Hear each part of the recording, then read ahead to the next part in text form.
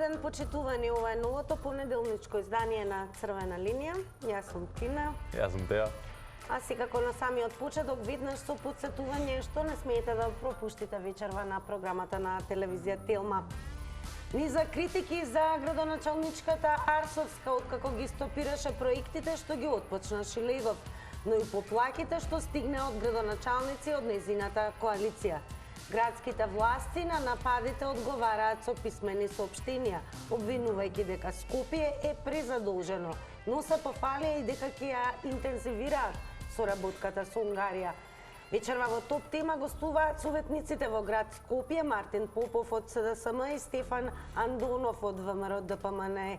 Гледајте топ тема со Наташа Стојановска во 19 часот и 15 минути. А како што си знаете, како секоја емисија, ние имаме главна тема, а денешната главна тема ни е многу актуелна и интересна. Самоубиства, депресии, кризи. Низ што се поминуваат ютуберите и инфлуенсерите во регионот во последно време. Која може да биде цената што се плаќа дури со животот поради притисоци на социјалните мрежи? Дали сме доволно обучени за безбедно користење за интернетот? И дали треба да се постават возрастни ограничувања? Така, одлучивме во ова денешно издание, се разбира со ваш став и ваше мислење да проговориме за случувањата кои што се актуелни во регионот. Односно, имаме веќе и жртва која што само на 21 година го одзеде животот, иако беше популарна преку својот YouTube канал. Станува збор за младата девојка Кика, која меѓу другото беше и неверојатно популарна како геймерка.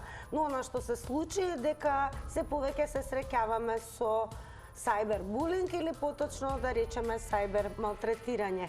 А што всушност представува да се биде небезбеден на интернет, односно што представува и вклучува сајбер малтретирањето и вознемирувањето, многу повеќе подготви токму Теја.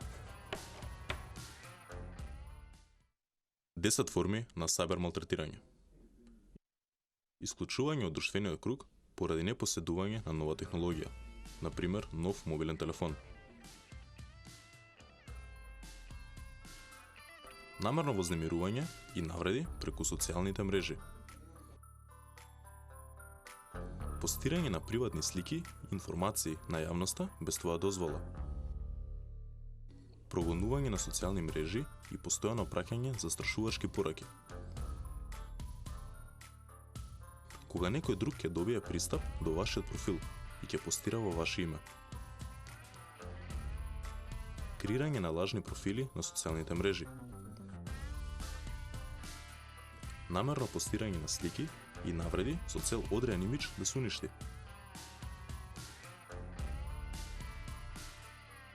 Кога некој ќе ви ја здобие вашата доверба со цел да дознае некоја ваша тајна и да ја сподели со сите.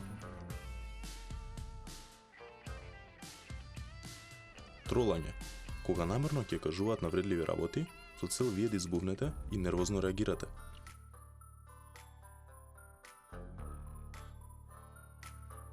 Креирање лажен профил со цел да се поигра со вашите чувства и вашата доверба.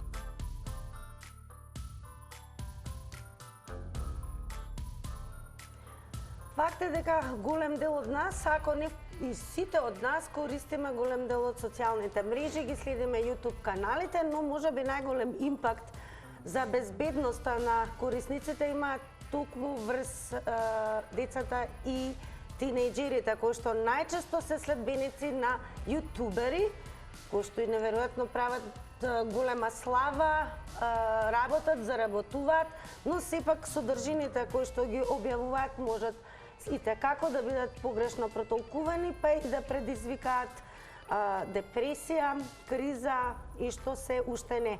Очекуваме на 02-307-6677 да не се јавите, да не го раскажете вашето искуство како интернет корисници, секако и како родители и доколку сте родители, како се грижите за безбедноста на вашите деца кога се јавуваат како корисници на социјалните мрежи.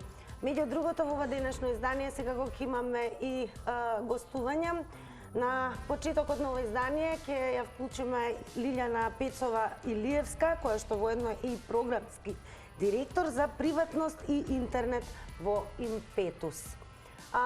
Еве Тео ќе поясни како да реагирате и на нашите социјални мрежи. Токму така, додека сме веќе кај социјалните мрежи, сега малце на позитивниот дел околу сето тоа, како вие ни се уклучите нас во денешната емисија преку Facebook, нашата социјална мрежа, на црвена линија, можете во меседж да ни пратите ваше размислување околу темата и ние ќе ја прочитаме заедно, ќе искоментираме наш став, ваш став. Исто така на другите наши социјални мрежи, на Instagram и на Twitter, црвена линија, како што и таму може во порака во меседж да ни пратите ваше размислување, ваш став околу главната тема. Може да ни пратите и ваш никнем, дали на Zoom, дали на Skype, за ние да ве приклучиме преку видео повик. Секако и на нашиот традиционален начин може да не одбиете на телефонски број 02 307 6677. Ви очекуваме, звонете, си знаете кога ќе задзвоните, имате 80 до 90 секунди, ќе ја предупредиме пред да заврши вашето време и имаме повеќе телефонски линии, звонете, ви очекуваме. Некој кого што веќе го имаме на Зуме, нашата прва гостинка, Лилјана Пецова Илиевска, ќе повторам, програмски директор за приватност и интернет во Импетус. Лилјана, здраво. Здраво и од мене, благодарам за поканата. Се надевам дека со оваа тема ќе ја активираме јавноста повеќе да се грижи за својата безбедност и секако своето учество кога станува збор за користење на социјалните мрежи. Па првото прашање би било колку е всушност заштитена интернет заедницата? Па интернет заедницата може да биде заштитена само колку е заштитен секој нејзин корисник, односно вниманието треба да го посветиме сите поединечно, индивидуално да се запрашаме колку и на кој начин всушност пристапуваме кон заштита на приватноста на податоците кои што ги оставаме на интернет, или како ги користиме уредите, дали доволно ги заштитуваме од неовластен пристап од трети лица или пак од, не дај Боже, од било какви сајбер измами и сајбер криминал.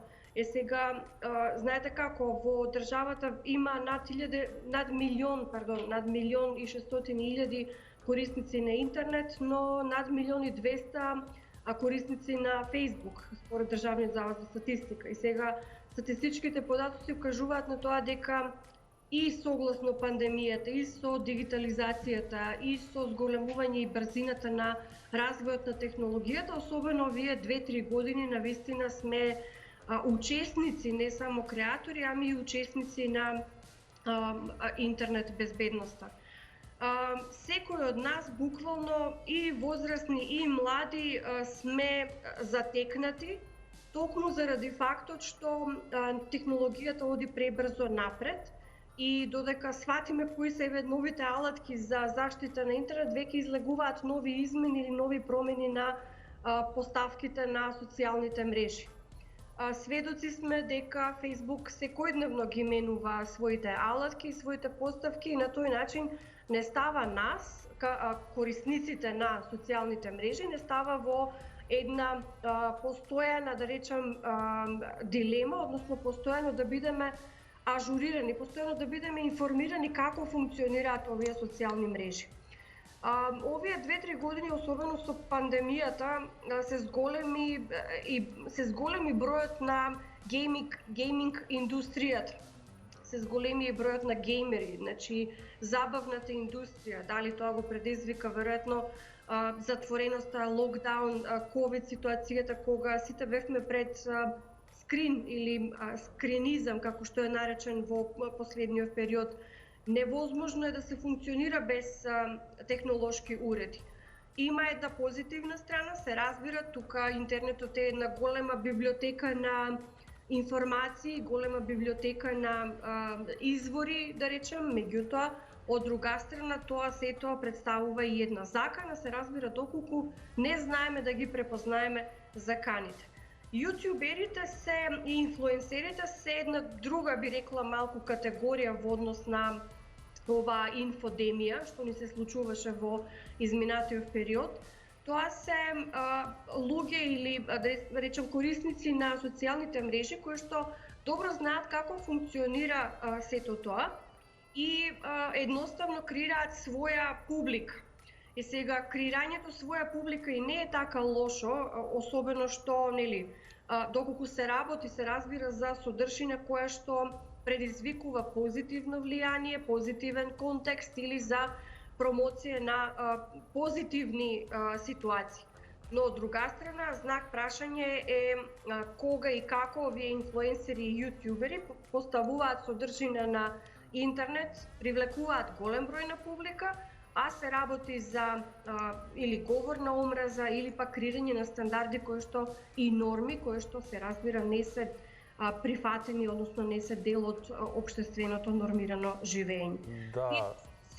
Тука се тие веројатно прашања што е тоа што е норма кај нас и како тие го издигнуваат на ниво на норма таквото или недолично однесување или ситуации или настани кои што ги креираат во онлайн сферата, а сепак создаваат голем број на публика. И токму фактот што се следени, односно имаат влијание преку публиката, укажува на нашата загриженост која што нели би требало да произлезе и од институционален аспект и од домашен, да речеме од родителски аспект, да видиме какво е тоа влијание што го постираат јутјубери, инфлуенсери не само кај нас, ами и во регионот, зашто сме сведоци последниве месеци. Так, исто така сега може и детално да навлеземе што точно се подразбира под негативното влијание на интернетот и неговата злоупотреба.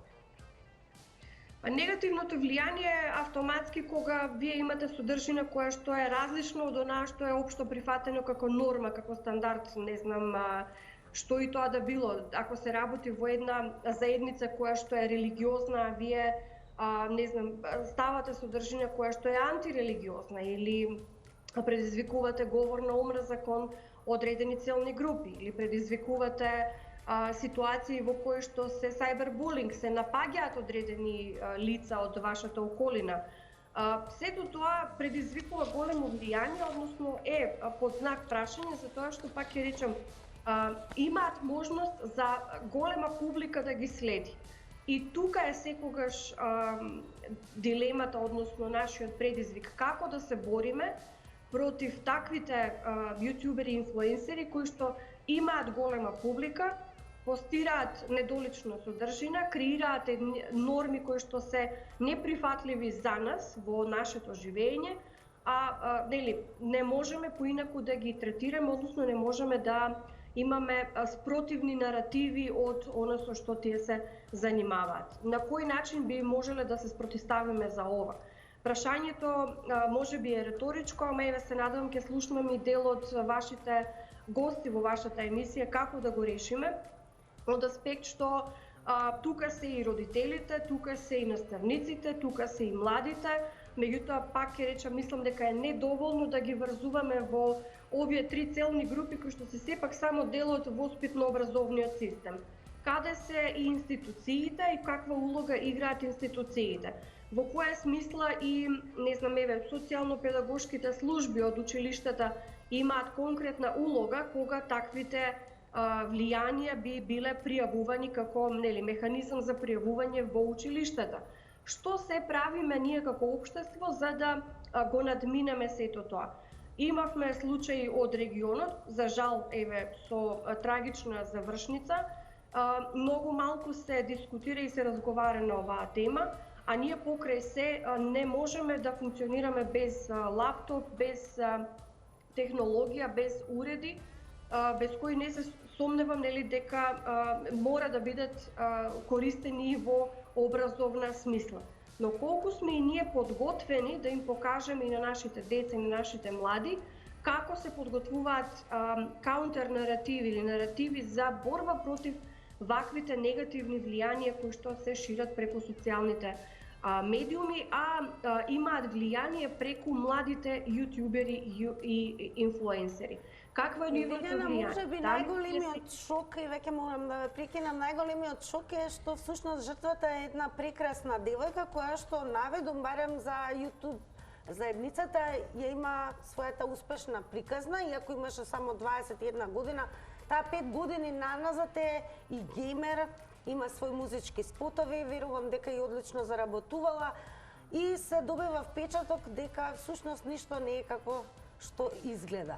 Така да во соседството веќе сме сведоци за уште еден актуелен случај Тој е креаторот на Дневњак Даниел Ѓуки, кој што едноставно направи да јавноста добие впечаток дека во секој момент ќе си го одземе животот, па дури и ги снимал самиот пожарникарите и полицијата која што пристапувала кон неговиот стан. И сега, каков впечаток треба родителиве да имаат со оглед на тоа, бидејќи самите следат сопствени звезди на кои што им се воодушевуваат, а импактот е сосема поинаков, се добива впечаток дека ништо не е како што изгледа. Па, затоа реков, може би треба да размислуваме заеднички во овој пристап, бидејќи нити сами како експерти можеме да понудиме соодветни пораки и препораки.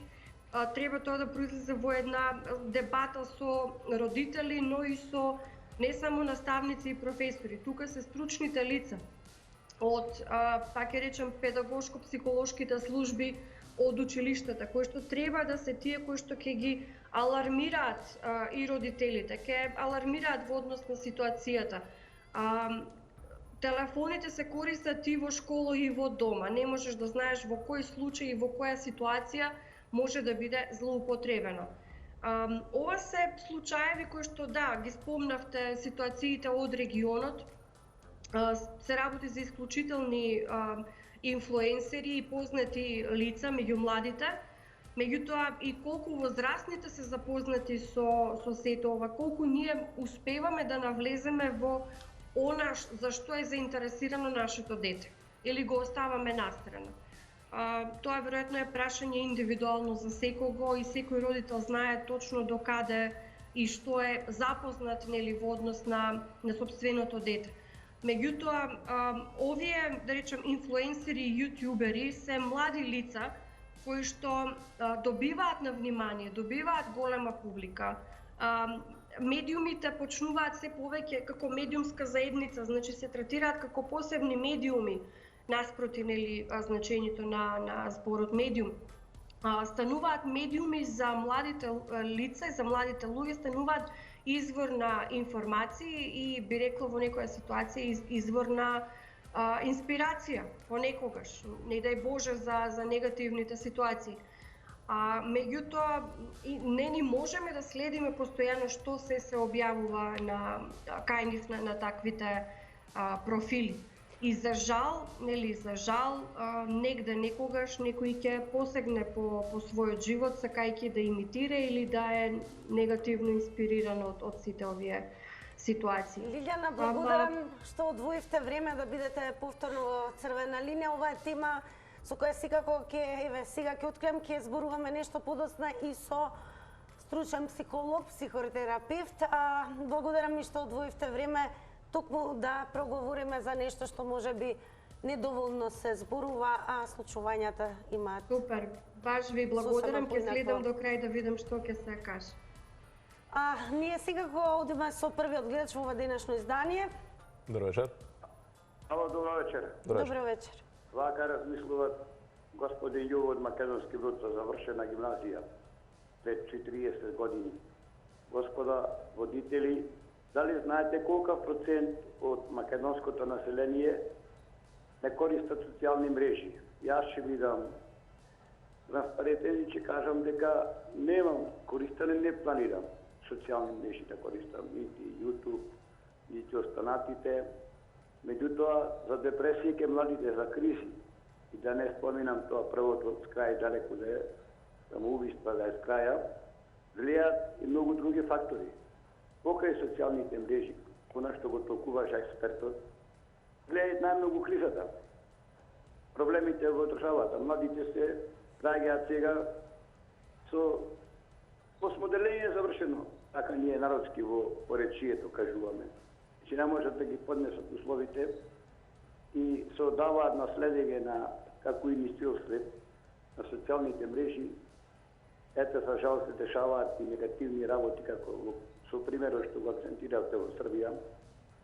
Меѓутоа, си велам дека ќе се намали процентот на такви ситуации ако е подобриме состојбата во самата држава.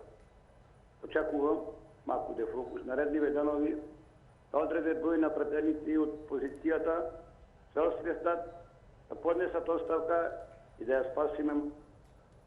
Благодарам за учеството. Внимавајте секогаш на тајмерот 80 секунди, а ние одиме со реклами.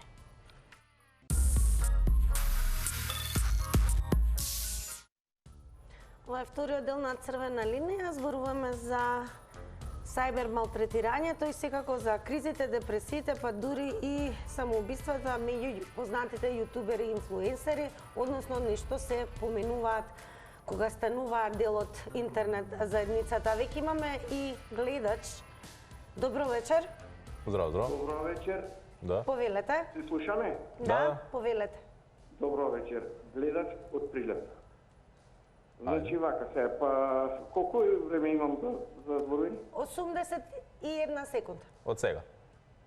Малку е време, накратко само, Теона, значи прва замерка, значи ме вклучите и реклами оде, ја чекам, се не знам ова се наплеча, не се наплеча, ова време што ве чекам. Добро, не си, ние плаќаме кабловски ваму таму, значи реклами гледаме, не за емисија или за некој филм или за нешто, овде ки реклами, и добро, не има врска. Сега дојдеме на темата. Да, за значи, темата. во самите реклами овде ки вие како медиум, дали Телма или Сител или не знам кој медиум, тука сега се спомна, значи гледа спомна, некој и значи се пушта некои реклами што стварно не се долични за возраста на А за деца, главната тема имате да кажете некој, нешто? Значи да ги гледа самите реклами, а не Кој ќе биде вашиот коментар за интернет заедницата и нејзината безбедност, односно За главната тема. Исто за интернет, значи исто, значи телефоните треба да се ограничат, телефонот е дали мобилен или фиксен без разлика каков или компјутер или интернет, тоа е ефтина алатка за работа, а скапа играчка за деца. Истече времето, 80 секунди има секој јавувач и гледач кој што го вклучуваме во Црвена линија. А кога зборуваме за сајбер малтретирањето, вознемирувањето и се она што направи големо влијание меѓу интернет заедницата, особено меѓу јутуберите, ќе проговориме со нашиот втор денешен гостин. Станува збор за Дора Попова Узуновски, која што воедно и психолог и психотерапевт. Дора, добар ден. Здраво, здраво. Добро вечер. Да, добро вечер, да, нокта веќе ја имаме.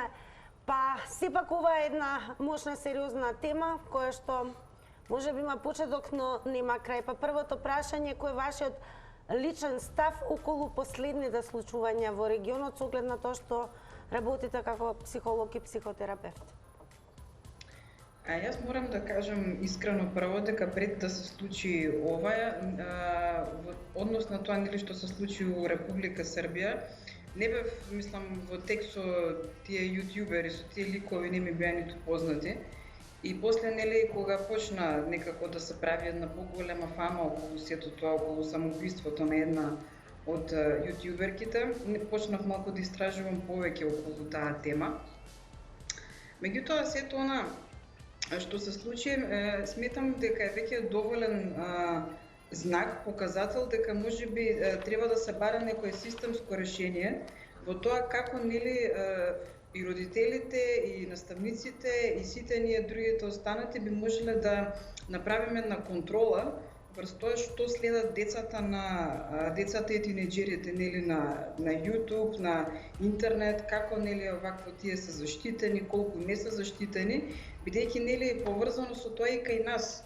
А пред некое време имаше и некои други такви ситуации, како што беше нели примерот со јавна соба и некои други моменти кои ги имавме. Меѓутоа сметам дека се уште сериозно не се сваќа сето ова што се случува и дека ниту правосудството, ниту вакво полицијата нема некој посериозен пристап према тоа што како би требало тие луѓе да бидат санкционирани и пред се нели кои се тие јутјубери. Како значи како сите тие луѓе, што е тоа што ги поттикнува тие прво јутјубери да користат содржини и да изложуваат содржини кои што нели ги изложуваат, бидејќи често пати тие наметнуваат некои вредности врз младите поготово кои што не се баш ниту соодветни, ниту некако практични, ниту применливи, тука едноставно многу повеќе значи деградирање на нивниот морал. Да, и сега додека сме кај јутуберите, инфлуенцерите, може да кажеме дека децата и тинеџерите се нивни најголеми следбеници. Како се тоа влијае врз нивниот живот и градење на нивните вредности? Така, значи се согласувам дека има многу големо влијание кај децата и кај тинеџерите, поготово бидејќи тие се уште во една чувствителна фаза на развојот, кога тинеџерството е период кога детето поминува, значи тоа е преодниот период кога поминува од дете во возрастна личност. И тоа е значи многу осетлив период за развојот, како што веќе реков, и тука тешко се контролираат децата, бидејќи во тој период кај децата се јавува една потреба од самостојност. Се јавува таа потреба од самостојност, од независност, од еден бунт, нели да истражуваат тие самите. Често децата на таа возраст сакаат самите да истражуваат, да експериментираат со тоа што им е достапно. Вие кај многу деца ќе го најдете тоа едно доживување, сакам све да пробам. Ќе ви кажат многу деца, барем тоа често пати сум го слушнала и во мојата приватна пракса. И едноставно сакаат да се издвојат многу повеќе од родителите, меѓутоа често пати налетуваат нели на некои содржини кои што не се никако во ред за нив и залетуваат на некоја друга страна, каде што пак родителите ја губат целата контрола. И дури кога родителите ќе се обидат да воспостават контрола, децата знаат нели да влезат во конфликт и да речат па ти нели мене ме контролираш, не сакам јас ова, сакам сам да го истражам и така натаму што е. Меѓутоа ете се случува нели да после имаме вакви ситуации, самите деца можете да замислите ако двајцата јутјубери нели меѓу кои што имаше конфликт, сега ако ги земеме како пример нели Кика која што се самоуби и тој другиот бака праса, они самите имале многу деца инфлуенсери. Можете да замислите кој потрес во моментов им се случува на тие деца, бидејќи децата на таа возраст сериозно ги сваќаат идолите. А ако децата ги земале како идоли, двајцата јутјубери, можете да замислите кај тие деца кои што следеле на пример Кика, која травма ја доживуваат и го преживуваат вистина сето тоа, или пак на пример сега во ситуацијата кога бака праса е нели многу критикуван од целата јавност, па нели имаше идеја да му се забрани понатаму да прави YouTube видеа и така натаму. И сето тоа е една голема препорака до самите родители да внимаваат што нивните деца следат.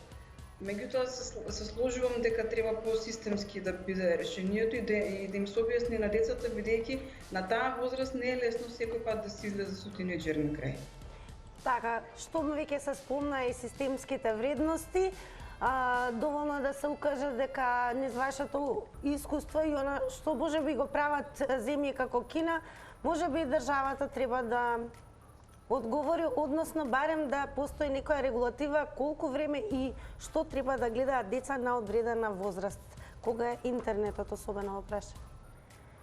Да, значи се сложувам тука, треба да постои и ограничување. Прво, значи, во зависност од возраста на детето, а толку време, возраста го определува времето кое што му е дозволено на детето да поминува на интернет прво. Значи, деца до 10-11 години не е препорачливо да поминуваат воопшто повеќе од 2 часа на интернет на ден. А сега, значи, веќе кај повозрастните деца тоа може да се направи со некаков договор, меѓутоа децата проблемот е што развиваат зависност од често пати од интернет содржините, од игрите, од сето тоа што гледаат и од самата комуникација на која што се изложени со сите други деца. И значи важно е родителите сепак да не бидат престроги во сето тоа, туку да има да постои еден флексибилен договор. И што е уште поважно е тоа родителот да биде вклучен во истражувањето на интернетот заедно со детето. Доре, благодарам што одвоивте време да бидете дел од Црвена линија. Во интерес на времето ни јавува дека имаме и гледачи, останете со нас, па ќе видиме каков став и мислење има токму оние кои што не следат. Благодарам уште еднаш и ви посакуваме убав остаток од денот. Благодарам и на вас. Чао. Во времето што станува до крајот имаме гледач. Добро вечер. Добро вечер. Дали се слушаме? Ало, добро вечер. Да? Добро вечер, повелете. Убава вечер. Да, ве слушаме, продолжете. Ве молам, питате љубезни, многу убава емисија. Многу убаво има све што да се каже, но би ве замолила, дали ќе може во ова црвена линија да се стави тема со младите што се работи во кафичите, односно со тинеџерите. Ако може таква емисија, за оваа има многу да се зборува, но меѓутоа и за младиве тинеџери кои што не одат по кафичите, да има контрола на самиот влез. Ако не покаже лична карта, да не биде примен. Толку би сакала да кажам. А во однос на темата да го искористите А за времето? главната тема? Ние ќе пренесеме како и да е. Добро, ние ќе ја земеме. Реков дека многу се има да се зборува за темата, више децава младиве се окупирани со тоа, но би сакала и таква тема. Благодарам пуно, поздрав и убава вечер. Благодарам и се слушаме во некоја наредна прилика. Дали имаме следен гледач на 02-307-6677. Она што секако одлучивме да говориме во црвена линија е околу тоа како да се допре, односно до младите и тинеџерите, да се чувствуваат безбедно кога ги следат своите идоли, дали е тоа на YouTube, дали е тоа на Instagram, Facebook и особено мега популарниот TikTok. Според тебе, Тео, зошто TikTok е толку популарен? Дури некои мати повеќе од милион следбеници. Па мислам дека е тоа многу атрактивно, тоа што многу е како кратка содржината, брза, како ние младите сакаме брзи работи. И секако ако мојот, еве да кажам, идол, дали јутубер или инфлуенсер е на TikTok и прави креативни TikToks по брз контент сето тоа, јас секако дека таму ќе сеам на тие TikToks видеа и ќе го гледам него, ќе го следам секако покри на другите социјални мрежи, како ти што кажа, дека младите ги следат нивните идоли на сите социјални мрежи. Се разбира овдека би бил и крајот на ова денешно издание на Црвена линија, со оглед на тоа што времето брзо поминува. Останете безбедни на интернет и останете секако со програмата на Телма телевизија. Довидување. Чао, чао.